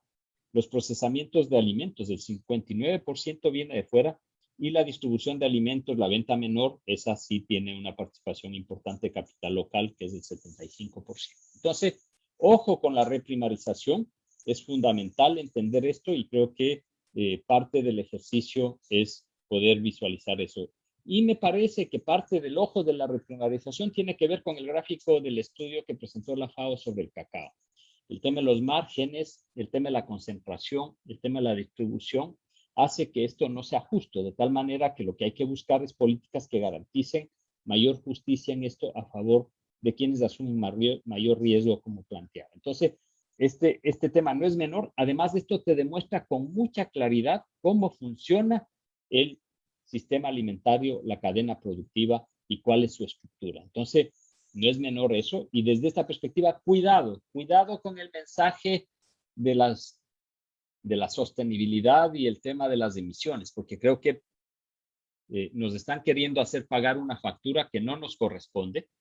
Digamos, los países desarrollados ya se consumieron los recursos naturales y ahora a nosotros nos están pidiendo a través de las certificaciones que paguemos esto, y a nosotros nos están exigiendo que hagamos sistemas sostenibles. Finalmente, cuidado, trabajemos a favor de negocios privados como las certificaciones en estos procesos. Me parece que es importante que todo el ser humano tenga acceso a alimentación sana, pero tiene que ser también acceso a una alimentación en función de la particularidad de hacer bien las cosas. Y finalmente, con esto voy a terminar, decirles que en la nueva narrativa se está definiendo cómo hacer una mejor producción, cómo hacer una mejor nutrición, cómo hacer un mejor ambiente y finalmente cómo tener una mejor vida, que es parte de lo que discutió Virginia también. Una nueva narrativa a nivel de iniciativas regionales, cómo transformar los sistemas en dietas saludables, cómo hacer compartir esta minga, mano a mano en las sociedades rurales prósperas e inclusivas, y cómo hacer, digamos, la agricultura sostenible y resiliente al cambio climático. Entonces, me parece que solo para concluir, decirles que desde esta perspectiva y desde esta visión hay mucho por hacer cuando uno ve este enfoque amplio, y que finalmente cualquiera de los tomadores de decisión que llegue tiene que garantizar, entender qué define, porque no es lo mismo hacer política pública para garantizar la seguridad alimentaria que política pública para garantizar la soberanía alimentaria. Son dos cosas absolutamente distintas. Es muy distinto hacer política pública para el agronegocio del banano que para el agronegocio del brócoli, y es totalmente diferente hacer política pública para la agricultura familiar campesina. Así que me parece que con esto aportamos, damos una foto de toda esta visión amplia de cómo hacer y cómo reactivar el sector rural, y entender además que el sector rural, digamos, no es solo agricultura. Creo que eso también queda claro, esta interacción de la parte urbana y lo rural, esta interacción de los servicios que se requiere desarrollar. Las mujeres deben tener una vida digna en el campo, los jóvenes deben tener una vida digna en el campo, los campesinos deben tener una vida digna en el campo. Entonces me parece que es importantísimo visualizar esta nueva narrativa y poder entender que América Latina puede construir su propia narrativa. Gracias. Muchísimas gracias, Rubén. María Sol, tú nos vas a ayudar con las preguntas, ¿cierto? Tenemos preguntas que se han dirigido a cada uno de nuestros panelistas. María Sol, si nos ayudas con las preguntas del público. Sí, preguntas dirigidas. Para Esteban Daza tenemos, si la inversión del Estado es baja, ¿es posible considerar que la agricultura tenga inversión privada de pequeños productores? ¿Vale la pena considerar alguna forma de proteger a los campesinos? En cuanto a Virginia Vallejo, las teorías del crecimiento económico nos dicen que es necesario asignar los recursos a los sectores más productivos, es decir, se deben movilizar los factores a sectores industriales en lugar de sectores tradicionales. ¿En qué medida esto es cierto? Más aún en el caso del ecuatoriano, ¿se debería generar un dinamismo entre los sectores tradicionales y modernos? ¿Cómo se podría lograr este dinamismo, especialmente en un tiempo de crisis? Y también, ¿cómo se podría vincular al mismo tiempo la conservación de los bosques y la agroecología familiar campesina con procesos justos? Para Eduardo Cobos, surgió la pregunta de, ambos candidatos mencionan políticas públicas relacionadas a proteger el sector agrícola. Mientras uno propone protección a ciertos productos agrícolas, otro propone la eliminación de todos los aranceles relacionados a la importación de bienes de capital, productos intermedios y materia prima. ¿Cuál considera que es el mejor instrumento para proteger al sector agrícola de los efectos negativos de distribución de renta que puede atraer el comercio internacional? Y finalmente, para Rubén Flores, ¿qué se puede hacer para que los primeros eslabones de la cadena productiva generen más valor a sus procesos o que la retribución de su empleo sea más justa? Muchísimas gracias, María Sol. Contestemos las preguntas en el orden en que hicimos las exposiciones. Esteban, por favor. Gracias. O sea, me parece que la inversión, obviamente, o sea, de cajón hay inversión privada de pequeños productores, digamos, ¿no? Y si tú vas al campo, los pequeños productores te mencionan que ellos subsidian finalmente la producción y ahí tienes un nivel de inversión privado, ¿no? Digamos, en el campo sí funciona, digamos, la perspectiva económica en su relación con el mercado, pero también hay procesos subjetivos en los cuales el pequeño productor termina subsidiando la gran industria o digamos, los grandes encadenamientos a partir de varias relaciones que no son solo económicas, digamos. No tienes el compadrazgo con el que te vende con el comerciante, por ejemplo, o con el que te vende los insumos. Entonces ahí tienes una serie de relaciones que son sumamente complejas donde, vamos a decir, que transita de alguna forma el subsidio campesino a la gran producción, ¿no? Y eso me parece a mí que es un proceso de inversión que no se reconoce, digamos, ¿no? Por eso es un problema, digamos, para ellos el tema de los precios de sustentación, primero porque las negociaciones, digamos, siempre, los consejos consultivos, vamos a decir, ¿no? No son, no benefician directamente, ¿no? al sector de los pequeños productores, sino que hay una serie de relaciones también de poder complejas, ¿no? Sin embargo, a mí me parece que los precios de sustentación con un enfoque de derechos deberían seguir sosteniéndose porque de alguna forma hay que generar un sistema de protección en los sectores campesinos frente a la arremetida, de lo que decía Rubén, de la reconcentración, de la reprimarización, y ahí hay un sector campesino que está como, por un lado, desorganizado en algunos momentos, pero también no tiene esa relación de protección que el Estado debería dar, ¿no? Y sí es verdad que los precios de sustentación no son respetados y la mayor parte del precio va hacia los intermediarios o todas este tipo de relaciones internas, ¿no? Los sectores campesinos, conversando con algunos compañeros y compañeras, promueven, por ejemplo, un paquete de subsidios frente a la apertura comercial, ¿no? Y dicen, ¿quién tendría que dar esos subsidios? Tendría que ser el Estado, ¿no? Por un lado. Y por otro, ellos dicen, a ver, nosotros queremos dejar de estar en ciertos encadenamientos, por ejemplo, el maíz o el arroz, y ellos requieren de una inversión que no la pueden hacer, ¿no? Por la complejidad del crédito público y privado. Entonces dicen, pero alguien tiene que permitirnos, ¿no? No subsidiar, pero sí permitirnos que esa reconversión productiva, ellos quieren pasarse del maíz al cacao, por ejemplo, ¿no? Entonces, es una inversión que no la pueden hacer solos, porque más tienes un tiempo, digamos, en el recambio productivo. Entonces, alguien tiene que asumir esos costos. Entonces, a mí me parece que hay un subsidio, digamos, de los pequeños productores en toda la cadena, pero sí requieren de una serie de protecciones, me parece a mí, eh, eh, no permanentes, pero sí por los procesos de reconversión y por los procesos, digamos, en los cuales ellos pueden ir generando inversiones, generando innovación, etcétera, ¿no? Entonces me parece que por ahí de que hay inversión de pequeños productores en sus fincas, en su producción, la hay, ¿no? Pero requieren de una más grande y sostenible, que parece que tendría que ser el Estado. Muchas gracias, Esteban. Virginia, por favor. Sí, muchas gracias por las preguntas. Respecto a por qué quizás fomentan desde el gobierno, desde las políticas o desde los proyectos, las inversiones más al sector industrial porque es más productivo, creo que viene desde el sentido que consideramos producción. O sea, la producción solo se mide en términos económicos.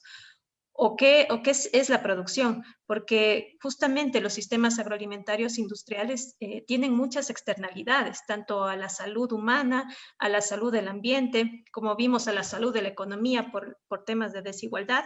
Y solo por dar una cifra de estas externalidades, por ejemplo, en un informe del 2014, tenemos que el tema de la alimentación, ya sea que conlleva a la desnutrición, a la obesidad, tiene un valor, un costo para nuestro país de 4.344 millones de dólares, que es el 4% del Producto Interno Bruto. Entonces, estas externalidades en realidad no se toman en cuenta cuando se evalúa qué es productivo y qué no es productivo. Y quizá yendo todavía más allá del valor económico, tenemos que las primeras causas de mortalidad en nuestro país se relacionan con las dietas insanas. Son enfermedades crónicas no transmisibles.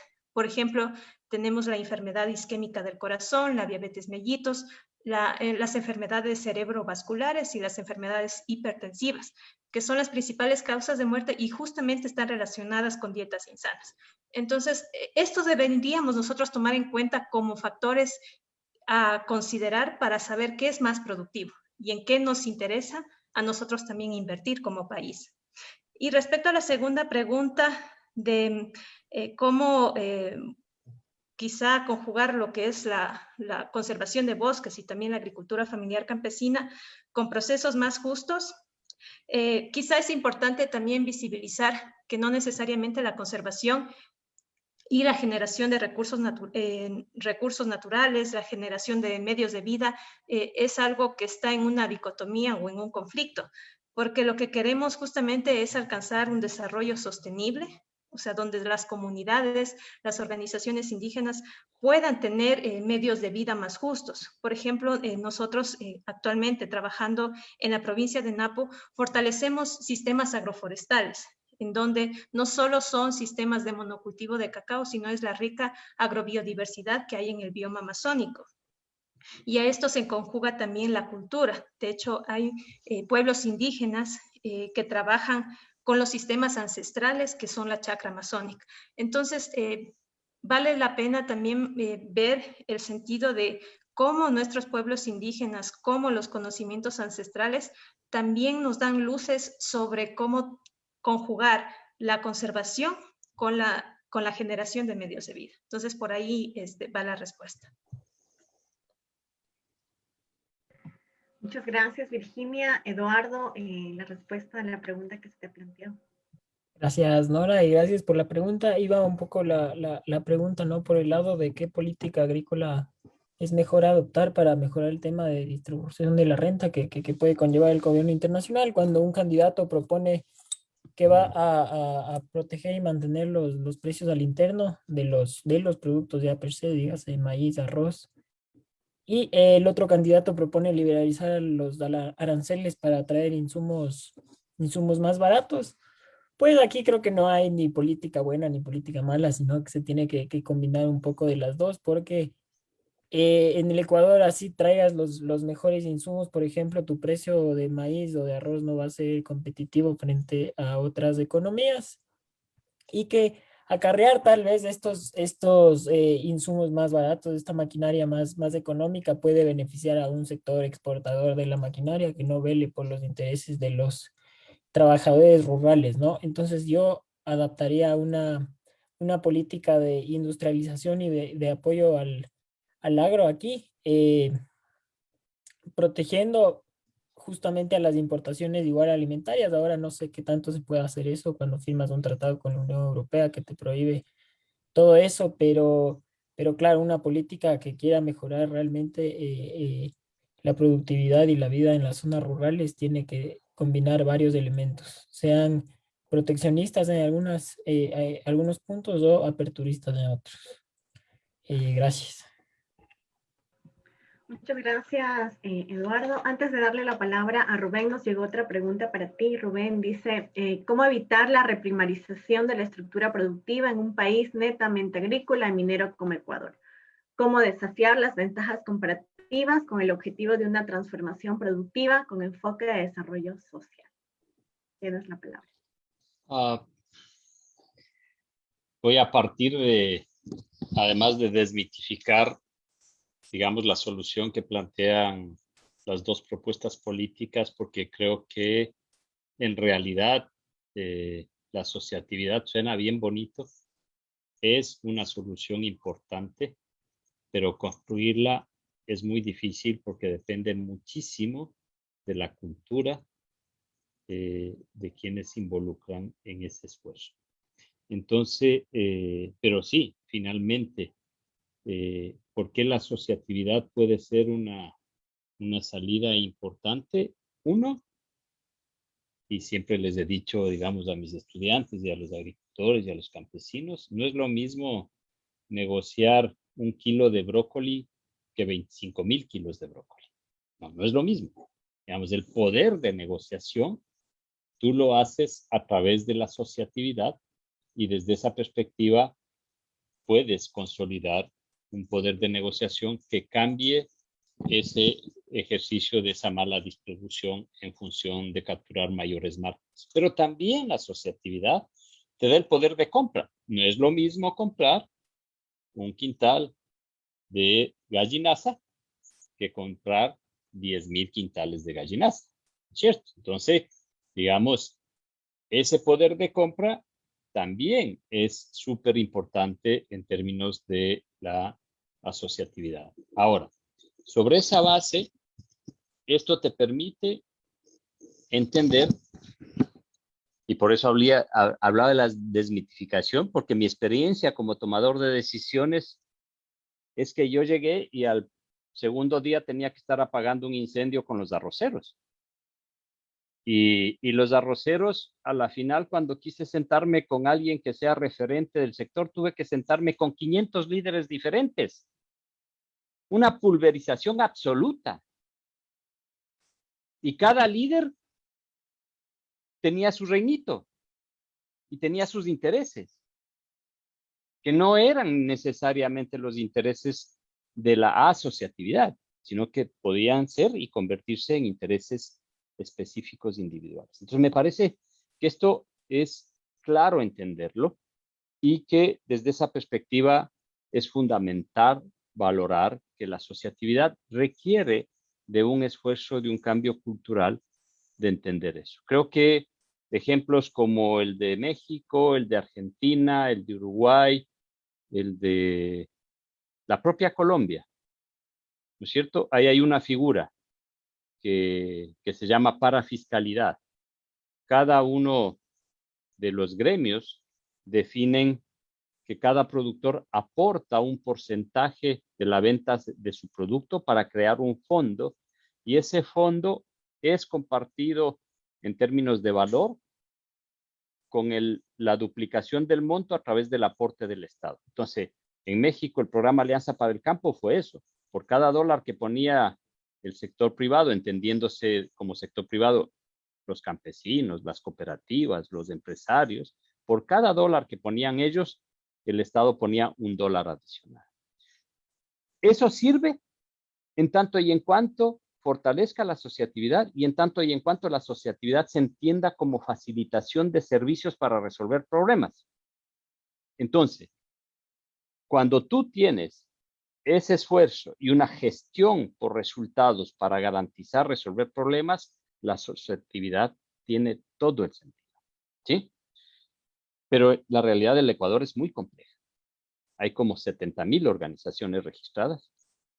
Apenas el 2% de ellas funcionan, ¿sí? Entonces todas son realmente diferentes, heterogéneas, dispersas. Porque además no es lo mismo una organización comunal que una organización gremial o que una cámara de la segunda zona de la agricultura del Ecuador. Son instituciones totalmente diferentes y a nombre de la asociatividad se crearon maravillas y se hicieron maravillas. Entonces me parece que eso es un primer salto. Segundo elemento para fortalecer este tema de saltar. ¿Cómo saltamos? ¿Cuál es la riqueza en Noruega? ¿Cuál es la riqueza de Australia? ¿Cuál es la riqueza del propio Chile? ¿Sí? En menor grado, por supuesto, pero finalmente Noruega y Australia. La riqueza es que basaron su crecimiento en recursos naturales y explotación, pero le añadieron valor a esos recursos naturales. Y le añadieron valor no solo transformándoles en productos industriales o industrializados, sino que le añadieron valor generando servicios ambientales, generando servicios sociales, generando servicios de captura conjunta en términos de el esfuerzo de añadir valor. Entonces, el arte está en añadir valor. ¿Por qué? Ustedes pueden ver la diferencia entre Uruguay y Argentina, teniendo, digamos, las mismas claridades estructurales de pampas, teniendo el mismo ejercicio del ganado. ¿Por qué Uruguay dio el salto? ¿Y por qué Argentina, siendo el país que exporta y es un jugador mundial importante, tiene a la gran mayoría de su pueblo con hambre? Porque sencillamente se quedó en el estado de la reprimarización y se quedó en el estado de ese elemento. No añadió absolutamente nada en servicios. La diferencia de Uruguay es que está pensando en una ganadería climáticamente inteligente, está pensando en cómo le da valor a sus campos naturales, está pensando en cómo fortalecer los procesos de las cooperativas, está pensando en consolidar la institucionalidad, que creo que es fundamental de lo que planteó en términos de sostenibilidad para que una política sea efectiva. Entonces, el dar el salto de un país, seguimos, y creo que ese fue el gran error, ¿no es cierto? Creo que el gran error fue entender que queríamos dar el salto y eso es el camino correcto, pero nos dedicamos más a pensar en inversión de infraestructura. Era más importante hacer el almacén o poner la fábrica y no pensar en los modelos de gestión, y no pensar en el mercado, y no pensar en la articulación, y no pensar en la gente que iba a producir eso. Se pensó en el negocio de la construcción, ¿sí? Entonces me parece que ese también es un error y hay que saberlo reconocer, ¿sí? Porque el negocio no era agregar valor, el negocio era construir. Y ya hemos visto lo que es esa experiencia. Entonces me parece que es importante entender eso para poder corregir y dar los saltos cualitativos. Por eso, el desarrollo de mercados de servicios es fundamental. Y hoy día, por favor, jóvenes, hombres y mujeres de la facultad, si no invertimos en tecnología, en innovación, no vamos a poder salir adelante. Y parte de los servicios que pueden facilitar los gremios en términos de ser asociaciones serias que faciliten servicios en función de resultados, pues no tiene sentido desarrollar este esfuerzo sin entender que los servicios te pueden dar la oportunidad de trabajar, de volver a los jóvenes al campo, de utilizar la digitalización, de utilizar las nuevas tecnologías, porque ese es el camino en términos del futuro. Entonces, me parece que ahí está. ¿Cómo le agregas valor? Esa es la respuesta. Le agregas valor con eso, invirtiendo en servicios, invirtiendo en desarrollar el mercado de servicios para garantizar resolver los problemas y, por supuesto, para añadir valor, que no necesariamente, miren cuánto gana el distribuidor, ¿no? Miren cuánto gana el que tiene la licencia del permiso de importación y miren cuánto gana el productor. O sea, seguir en ese modelo es seguir pensando en la reprimarización y por eso alertamos constantemente sobre el tema de la reprimarización. Porque si no entendemos eso, inclusive si no aprendemos a que nuestra agricultura familiar, lo que está haciendo Virginia con el tema del sello de agricultura familiar, no solo desde FAO, sino desde antes, desde el Ministerio de Agricultura. Es decir, si no entendemos que hay que hacer la trazabilidad y detrás de ese sello desarrollar todo un sistema, una aplicación para tener la trazabilidad del proceso, no estamos en nada. Y esos son los valores añadidos. Pero el tema es quién maneja eso. Y qué mejor que sean digamos, asociaciones fuertes que faciliten esos servicios a los agricultores. El peor problema sería caer en la concentración también de lo que está sucediendo ahora y el manejo de la propiedad intelectual y de los datos a través de las grandes empresas que manejan la información y la tecnología. Esa es una riqueza, por ejemplo, del crecimiento de los servicios en Uruguay, es una riqueza de los servicios en Noruega. Entonces me parece que eso es claro, porque si no, tampoco es que vamos a hacer nada si les damos a los mismos de siempre el manejo y el control de nuestra información. Muchas gracias, Rubén. Yo, la verdad, tengo una pregunta para quien desee contestarla. Ya Rubén nos dijo algunas cosas al respecto, pero claro, cuando hablamos de desarrollo rural, ¿no? Necesariamente hay que pensar a nivel territorial. Estamos hablando de esta área geográfica, ¿verdad? Que es la ruralidad. Ahí hay como algunas discusiones porque si nos damos cuenta, mucha de la reflexión y muchas de las propuestas y alternativas que se ponen sobre la mesa giran en torno a la agricultura, ¿no? Y hay algunos sectores que desde la ruralidad misma están diciendo lo rural no solo es agricultura, ¿no? Ahí hay otros retos, que no es solo la agricultura. Y algunos, incluso miembros de organizaciones, dicen, claro, el problema es que se cree que el desarrollo rural es solamente impulsar o poner políticas en torno a la agricultura. Y ahí yo les quería preguntar para cualquiera de ustedes que desee contestar, ¿cuáles son esos otros retos para el desarrollo rural que van más allá de la agricultura y las políticas enfocadas en la producción agraria? No sé cuál se anima a contestar esa pregunta. Siéntanse libres. Sí, bueno, como una aproximación a la respuesta, creo que para identificar que el desarrollo rural no solo es la agricultura, vale la pena primero conceptualizar, o sea, qué es la ruralidad. O sea, la ruralidad no solo son actividades agrícolas, sino son actividades enfocadas, como decía Rubén, también en la generación de servicios y que justamente esta complementariedad permite modelos productivos sostenibles. Por ejemplo, caso de la Amazonía, o sea, se vende el cacao, pero también se vende el agroturismo, se vende la conservación de los bosques, se vende el tema de turismo comunitario, se vende gastronomía. Entonces, son servicios que están acoplados en los sistemas complejos.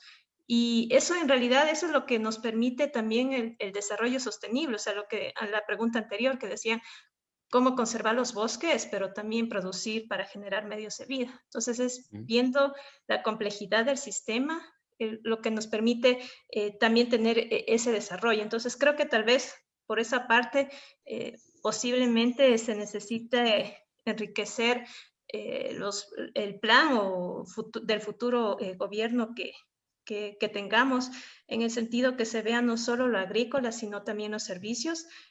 Y cómo fortalecer eso también viene de la mano de fortalecer a las organizaciones, para que sean ellas mismas quienes gestionen estos servicios. Por ejemplo, bueno, también tenía otra pregunta en el sentido de si se puede tener inversión, por ejemplo, privada para fortalecer la agricultura familiar.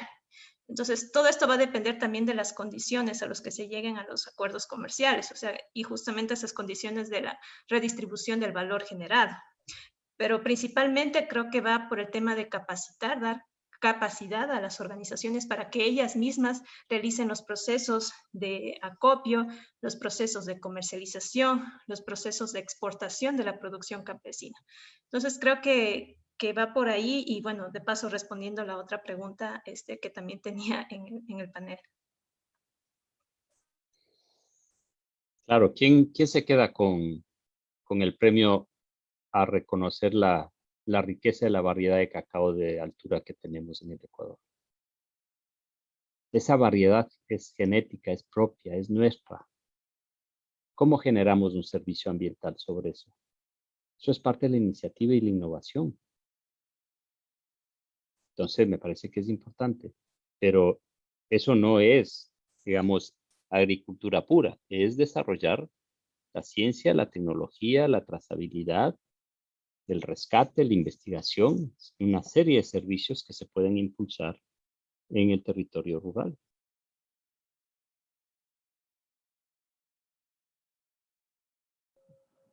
Ok, muchísimas gracias. Bueno, yo para finalizar, ¿no? Creo que se nos ha presentado un panorama en todos estos niveles que se relacionan con la ruralidad, con esto que es muy, muy territorial, ¿no? Ahí hay una serie de relaciones tanto a nivel local, a nivel nacional, a nivel global, como nos mostró Rubén en sus explicaciones. Y eso tiene que ver entonces también con esta pregunta crítica que nos hacía Virginia con respecto a dónde se queda el valor producido en el territorio rural, ¿cierto? ¿Quién se queda con ese valor que se produce? Y eso tiene que ver con estas diferentes dimensiones que tiene la producción que se da en el territorio, ¿no? Esta dimensión no solo productiva, sino de comercialización y de consumo, ¿no? Entonces, ahí hay un problema, nos decían aquí, de distribución de ese valor que tiene que ver con relaciones de poder en todos estos niveles, desde el local, lo nacional y lo internacional, ¿no? Uno ve todo este panorama que nos han presentado el día de hoy, todas las dimensiones sociales, económicas, ecológicas que tiene la producción agrícola y también todos los retos que significan eso en términos de políticas públicas y ante eso, bueno, ¿qué nos están proponiendo los candidatos a la presidencia el día de hoy? Si eso es suficiente o no para enfrentar este reto de décadas de generar desarrollo rural. Finalmente, yo quisiera como recuperar algo que dijo Eduardo y es un llamado a nuestros estudiantes y docentes, ¿no?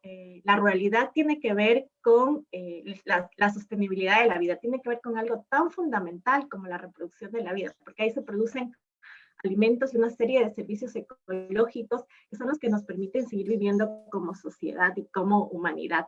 Y ahí tenemos como universidad, como Facultad de Economía, como estudiantes y como docentes e investigadores, el reto de analizar esta narrativa de la que nos estaban hablando Virginia y Rubén, que se está dando en torno a la reactivación económica, en torno al campo, en torno a la ruralidad.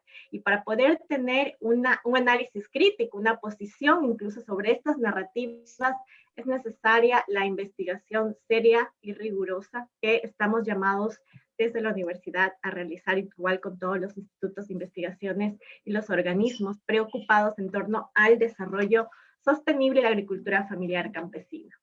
Con esto yo quisiera darle muchísimas gracias a todos y todas los que nos acompañaron hoy y a nuestros panelistas. Muchísimas gracias por estar el día de hoy. Muy buenas tardes. Muy bien.